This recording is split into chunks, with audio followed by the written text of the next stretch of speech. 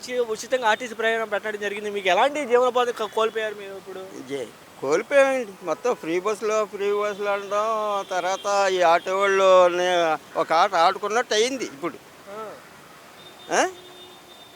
అన్నీ ప్రభుత్వానికి లాసే, ఆ! యువతల రోడ్డు మీద బతికేవాడికి లాసే. అవును. రెండు పక్కల కూడా ఏం లేదు మాకు ఆదాయం ఏమి. ఆ!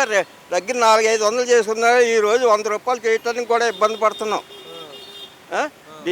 డీజిల్ డబ్బులు రాలేదు, ఇంటి దగ్గర నుంచి బయటకు వస్తే కనీసం ఆ! ఆ? ఆ! దాని మీద అంతా మరి ప్రభుత్వానికి లాసే, ఆ! మాకు లాసే కనపడుతుంది. ఆ! మీకు అసలు మీకు 15,000 ఇస్తా అన్నారుగా, ఇచ్చారా? లేదు కదా, ఆ! మాట అన్నారు, అంతే. ఇచ్చింది ఏం లేదు మాకు. ఆ! అసలు దాని గురించి అమలుపరచడం కానీ లేదు, అమలుపరచలేదండి. మాట్లాడదాం దాని గురించి నేను చర్చలు జరిపారా? చర్చలు జరుపుతున్నారు కదా, అమల్లో లేదు. ఆ! అసలు మీ దగ్గర కాగితాలు కూడా తీసుకోలేదంటగా? అదేండి, మీరు అమలు పరిస్తే కాగితాలు తీసుకుంటారు, అమలు పరిచిన దానికి దేని కాగితాలు తీసుకుంటారు? ఆ! కాగితాలు కూడా తీసుకోలేదండి. ఆ! చూద్దాం అంటున్నారు. ఇంకా అంటే ఇంకా షరతులు పెడతాడు. అబ్బా! ఆ! అసలు మిమ్మల్ని ఏం సంప్రదించుకొని అమలు పరిచేశారు. అమలు పరిచారండి. ఆ! అంటే ఇంకా ఈఎంఐలు కట్టుకోవడానికి కూడా చాలా ఇబ్బంది. చాలా ఇబ్బంది ఏంటండి, బళ్ళు ఆపేసుకోవాల్సి వస్తుంది. ఫైనాన్స్ వాళ్ళు కూడా ఒత్తిడి చేస్తున్నారు అప్పుడేని. ఆ! ఓకే. గతంలో ఎంత తోలేవాళ్ళు అంటారు, ఇప్పుడు ఎంత? ఇప్పుడు అసలు వ్యాపారం ఏం లేదండి ఈ బస్సులు వచ్చిన తర్వాత. ఇంతవరకు అంటే బాగానే ఉండేది, జగన్ గారి ప్రభుత్వంలో అయితే ఆ!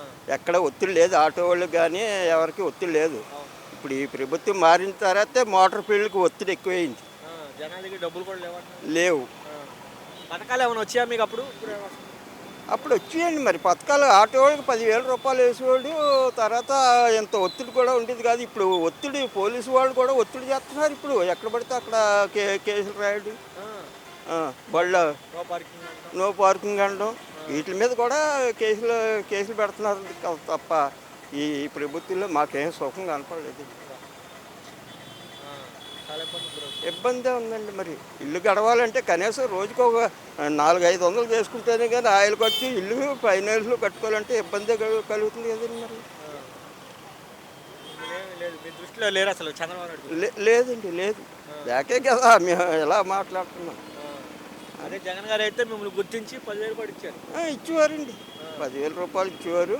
ఆ! అన్నీ కూడా ఇంత ఒత్తిడి కూడా లేదు, అసలు కేసులు రాయడం. రాయడం అది లేదు. ఆ! ఇప్పుడు ప్రతిదానికి నో పార్కింగ్, ఈనీపార్లు అయితే కేసు. కొన్ని ఈనీపార్ అంటే అలాగే వేయాలనుకోండి ఫీల్డ్లో ఉన్న తర్వాత. అవును. దీని మీద ఒత్తిడి అంటే ఏం కాదండి, వ్యాపారాలు లేవు మెయిన్.